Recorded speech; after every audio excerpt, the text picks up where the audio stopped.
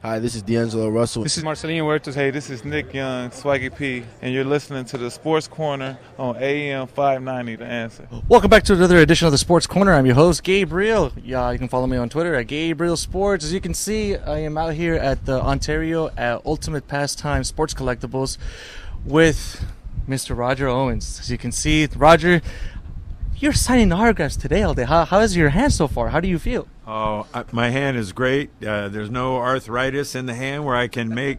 I have been autographing these bobbleheads all morning long, and I'm still good to go. We're gonna autograph today, 1,200 autograph. There it is, right there, looking at you, and I've been going. No problem in the autographing, and we've still got we're going to take a lunch break, and then I'm going to get back to another 600-700 autographs today. Like the Mark said earlier, we're going to be here till 3 in the morning. Now, if you don't know who Roger Owens is, take a look at this. Today is a big day is for the Mike Brito Bobblehead. If you can see that there.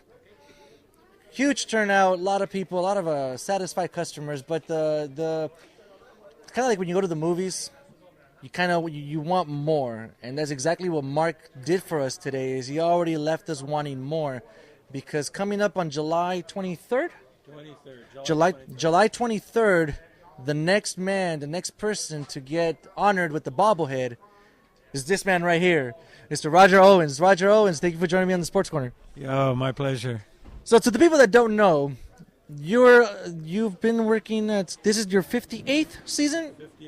58th season at Dodger Stadium, and you're And the LA Coliseum. When they came here in 1958, Dodger Stadium wasn't even in existence. They took 4 years to build Dodger Stadium, so they played on a football field at the LA Coliseum for 4 seasons, 58, 59, 60, and 61, and then they opened up in 1962 at Dodger Stadium. But I've been there since day one in 1958, all the way here. We are in 2016. That's very cool. And is it safe to say you're the Peanut Man? Is that the correct, or what's the correct? That everybody knows me as the Peanut Man, the Dodger Peanut Man. And I tell everyone, yeah, and I'm the only pitcher in the major leagues making less than $1 million a year. I tell them I need a new agent. But, and the Dodgers, it's so cool to work there at Dodger Stadium. It's such a family atmosphere. I feel so safe there, and everybody's always in such a good mood. And especially the children, they put such a smile on my face when they see me throwing these peanuts behind the back and under my leg, and 2 at a time. And they'll go home, and the parents will tell me that their kids are practicing at home what I do, and they can't wait to come back and see me do it again, Are you always in one particular section at Dodger Stadium? Yes, I am. I've never moved. The other vendors are continually moving throughout the stadium depending on what the weather is like, what the crowd estimate is, and they're changing from peanuts to ice cream to frozen lemonade to churros or frozen lemonade or whatever. But the Peanut Man has to sell peanuts, number one. And I even have seasoned peanut holders, and these are businessmen that have seats in my section on the loge level. I cover from home plate down third base into left field. And they start sending me checks during the month of March every year before opening day, which is always in April, to pitch free bags of peanuts to clients, friends, and relatives that sit in their seats. I'm their Goodwill ambassador, and they buy a bag of peanuts for all 81 home games the whole year from April through October. That is very, very cool. So what started it? I mean, when you first started there 58 years ago, were you doing the cool stuff? Like, were you throwing it behind your back already then, or was it just normal? And then you just like, you know what? Let me spice things up. Let me see how I can get the crowd to roar. Well, I wasn't doing it at first. At first, I was a rookie, and I had to start off on soda pop. And, no, it'd be kind of messy and sticky and all that, and they couldn't supply their towels anyway. But I had to work my way up from soda to the frozen chocolate malt, and then to peanuts. But now that's the only 3 things we sold back in the 50s. Now you have all kinds of items. You've got peanuts, ice cream, pizza, cotton candy, licorice ropes, Cracker Jacks. I'm missing some of the other items that they sell out there.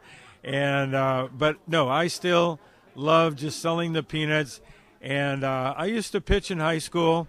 I played basketball also, and I was always throwing the basketball behind the back pass long before Magic Johnson even thought about it. And but it's just a God-given talent, throwing these bags with the magic that I can create, especially the behind. That's my trademark, behind the back with a bag of peanuts. I'm as accurate even 30, 40 rows away, you know. And I even kind of amaze myself sometimes with the accuracy that I have with the big bag that we sell now. When I first started, single bag was only 1.5 ounces. Now, the bag we sell is an 8-ounce bag. That's a heavy. That's 7 ounces more. Yeah. Oh, yeah. But it now it gives me the weight, and you know that I'm able to guide this missile even 30, 40 rows away. And there are some people that won't even move their hands, and it's got to be right in the zone, or they'll throw it back at me, and they'll tell me that they've seen better arms on a chair. And if they drop it, I'll tell them, well, I've seen better hands on a clock. So, have you ever hit somebody in the head? No, never. No. You just don't want to tell me. No, I haven't. I every throw I make, even though as quickly as I'm working, I size it up for judgment based on how hard that I'm going to throw this bag, depending if this person to me looks like they're athletic, they're younger. For an older person, I would give it more arch so that maybe the eyesight isn't as great as it used to be. They see it coming down to them. For a female, most ladies, I take the speed off and throw it in much slower. And for a young child with very small hands, I've got to take the speed off and give it that arch and let them see it coming.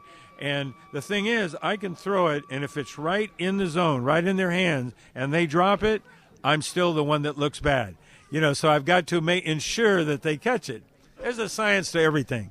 ESPN should do that, the sports science on that, because that's crazy that you actually have a different technique per fan. Right. That's right. You're exactly right.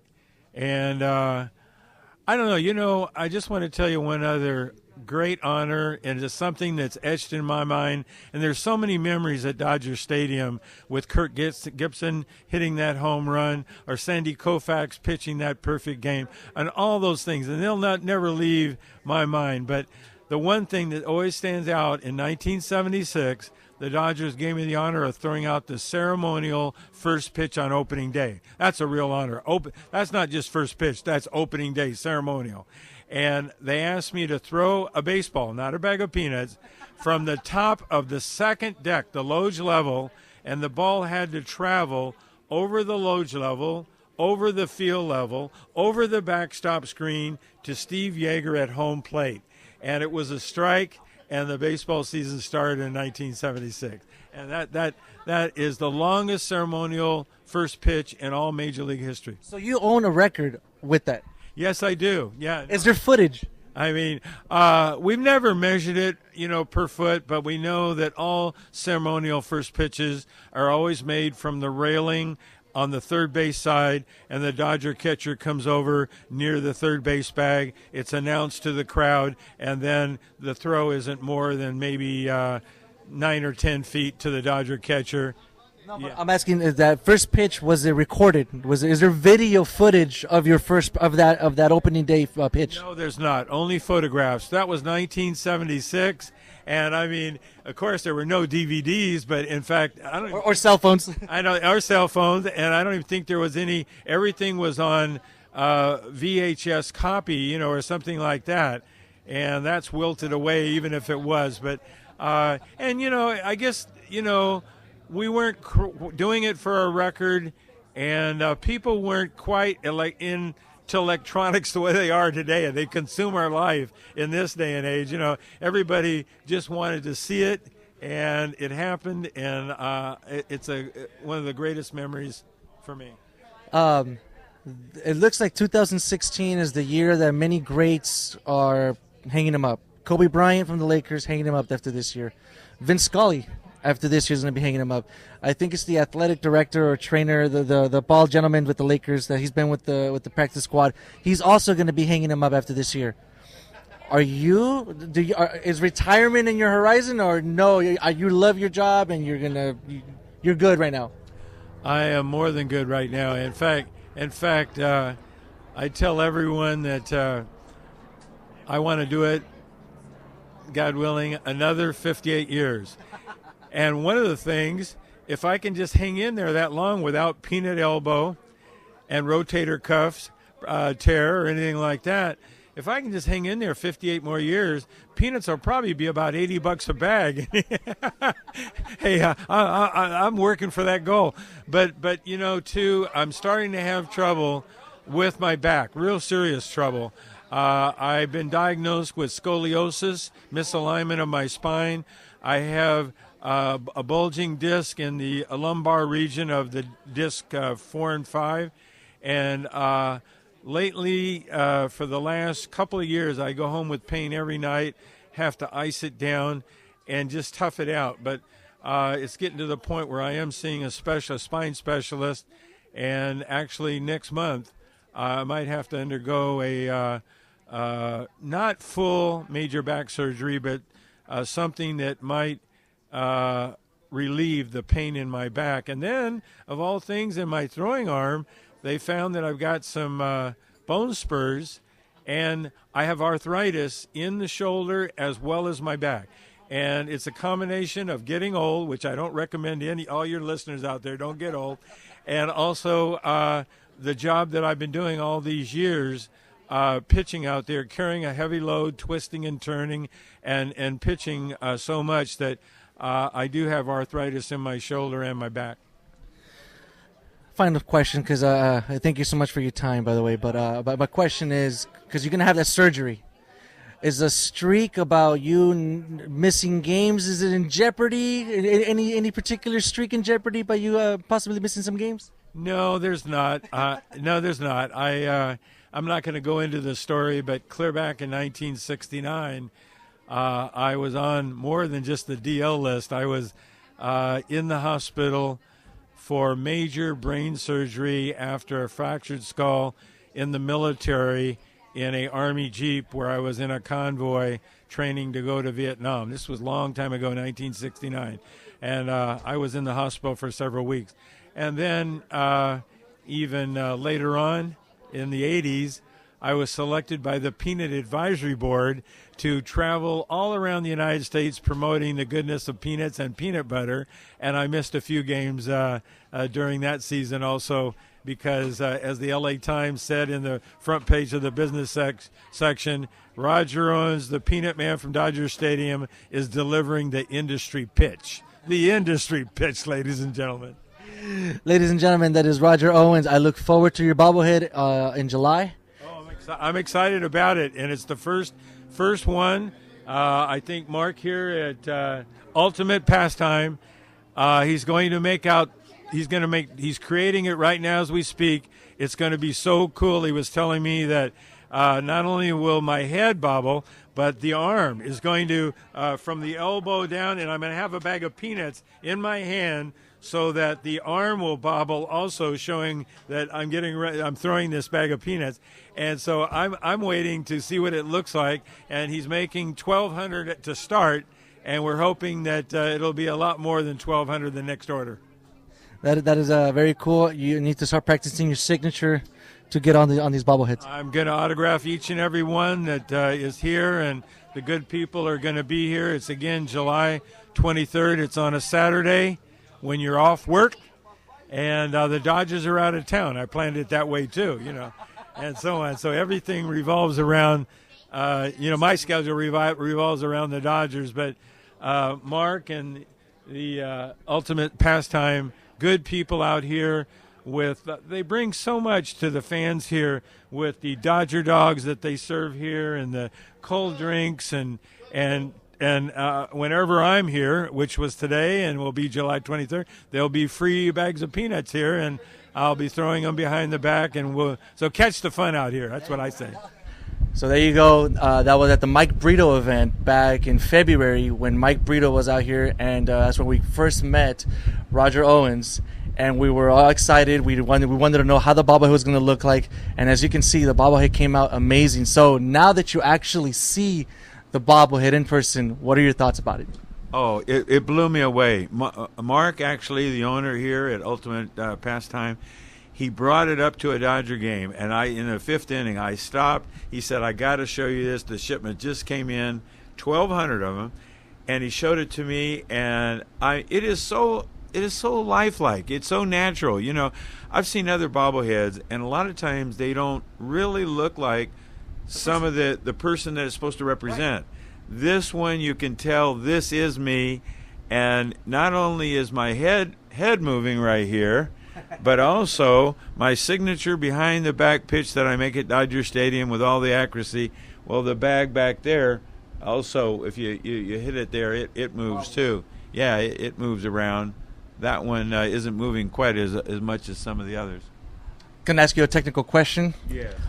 Does the bobblehead have the correct form on how you throw the peanuts right behind your back? Oh, absolutely. Absolutely. You know, and this is Mark here wanted to go old school. This very first one. We might have another one later down the road, but this is when I was on the Tonight Show with Johnny Carson in 1976. We were wearing a white shirt, a black tie, and it was a cardboard box that said All-American Salted Peanuts right there. And so this was the image, and I don't have gray hair here. I have some now. But this year at Dodger Stadium is my 58th season with the Dodgers, 58 years. And when I started, it was a double bag for a quarter. And those were really easy to throw. It was I could throw sometimes 2 or 3 double bags at the same time and have them split in midair, coming down to 2 or 3 people at the same time. It was like throwing a frisbee, but I would always do it behind the back, which made it look harder, and yet for me it was easier than just throwing it over my shoulder. And it's a job that brings me so much joy. I meet so many good people there.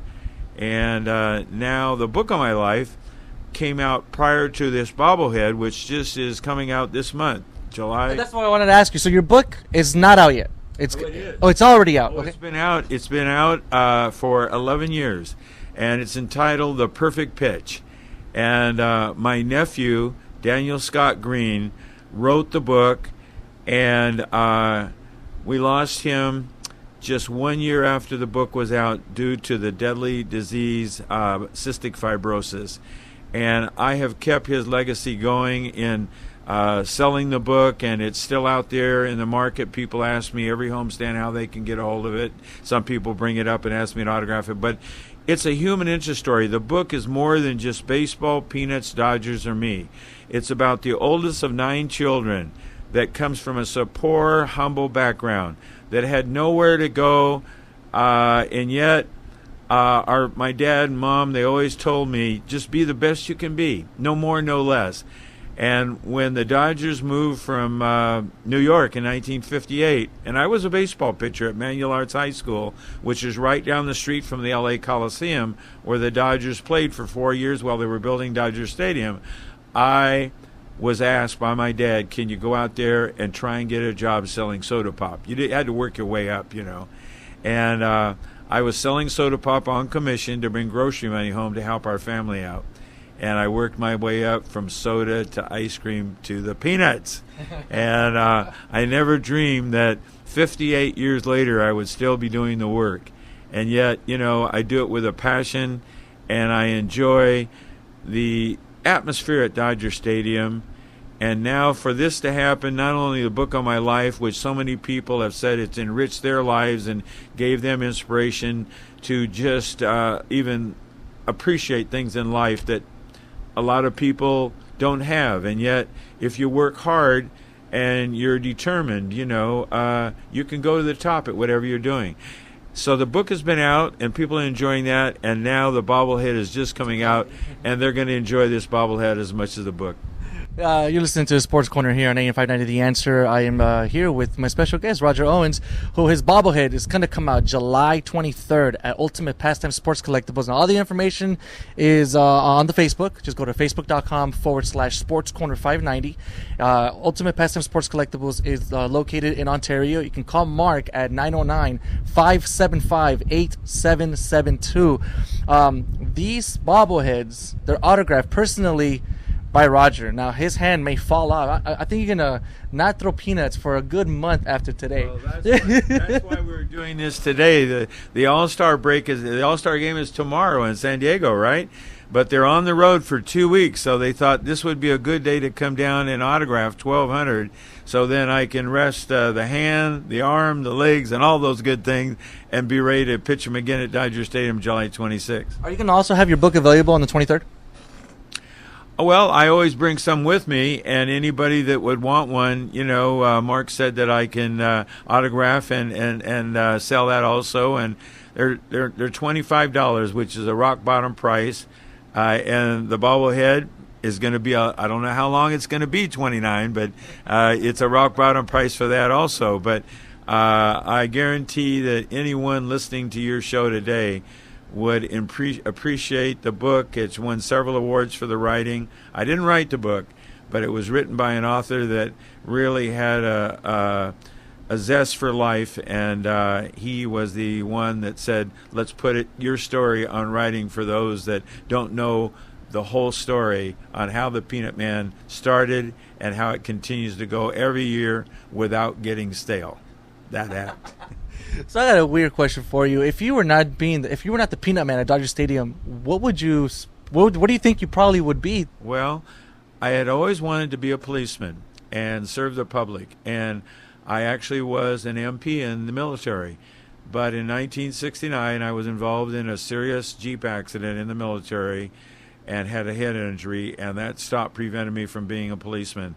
And I knew then that I've always wanted to be in the entertainment, and I'm still in entertainment, and I'm still a ball player, playing in the major leagues, except instead on the field, I'm in the stands, and I'm entertaining, not in Hollywood, but at Dodger Stadium. And I'll be entertaining here for those that want to come by, get a bag of peanuts, say hello, at Ultimate Pastime Sports Collectibles, July 23rd. Last time we spoke, you mentioned to me that people send you checks and so forth, right, so you can take care of their people. Any celebrities, any high-profile Hollywood people have approached you to kind of do the same thing? Or, hey, can I take a picture with you from like a Jack Nicholson or somebody high? Anything like that happen to you at Dodger Stadium? Oh, yes, several times. It goes back a while, but none of them actually, they don't have season box seats in my section and most of those big stars don't even go to the ball game that often. They're busy shooting the shows and movies and all those things. I had a Mel Brooks, the movie producer. Oh, he's a close friend of mine, and it was several years ago. He said, Roger, I'm directing and producing Robin Hood Men in Tights, the motion picture, and I would love for you to be the peanut vendor in the Sherwood Forest in the castle during the archery contest. And so here I am. I've got an old raggedy uniform, knapsack uniform, and I've got an old wooden box. They didn't have cardboard in those days. And I'm yelling, peanut power to the people. And I start throwing these bags of peanuts. And he promised me an Academy Award, which nomination, never got it. I really let him have it later on in a written letter, after promising that. But I've met so many famous people. I think one that would really touch the heart right now of everyone, I had met Muhammad Ali, several times. In fact, his picture, along with me, standing side by side, is in the book. And he was one of the more famous people, along with some of the comedians. Of course, and Whoopi Goldberg. I'm trying to think of some of the motion picture stars. James Garner. Some of them we've lost right now, and they aren't around anymore. And one of my favorites was the comedian Foster Brooks. Do you ever remember him? The name kind of sounds familiar, but no. Foster Brooks. He was the guy that would always go into his drunk act on the Dean Martin show. Okay. Yeah. And when at every Ram game, he had season seats there. He would buy an entire box of peanuts from me. And back in those days, there were 100 bags in there. And he would go into it. I'd say, well, why don't you sell them to the crowd? So I would put the box on him, and he would go into his drunk act, and he'd get ready to throw it, and the bag would go backwards instead of forward. And he's falling over himself. But he would throw everybody out a bag of peanuts that were in that area, and it was so much fun to be with him. And then one time I was in Las Vegas, called him. He got me tickets right in the front row for his show in Las Vegas. Very, very cool. Now, so apparently you were in the movie. So are you in the movie? Like we actually put on the movie Robin Hood? Oh, yeah. You're in the movie? Robin Hood Men in Tights. And that is very cool. Because that's the name is in the credits at the end there, so I still get residuals every now and then. I mean, they played it so many times, my residual right now has gone down to about $1.50 per check. And my wife says, "You're going to cash that?" And I said, "I am not too proud to cash that bucket. It's the only way you're going to get a burger today." Last question. We all know this is the final season for Vin Scully. You've been at Dodger Stadium since the 50s, and I mean, Vin Scully has been at the Dodgers even before that when he played when he was with the in Brooklyn at the Brooklyn Dodgers. What does Vin Scully, in your eyes, mean to the Dodger franchise, to the baseball fans, and to you? Well, first of all, what he means is a close personal friend. I have met him so many times through the years, and we've been able to sit down and talk even away from Dodger Stadium. And we are going to miss him so much, but we realize that he has been doing this so many years, and he is such an icon, such a one. There's no one his equal. It really isn't. And he would never want you to say that.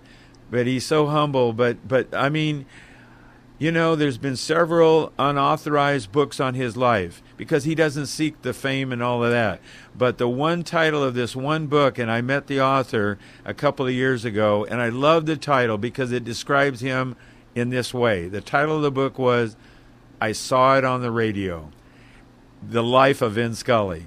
And that says a whole lot right there. I mean, he tells you more about ball players that they even remember about themselves. You know, I mean, I don't know how he gets this information, what high school they went to, what college they went to, what city they lived in, and how long, and how they got started in Major League Baseball.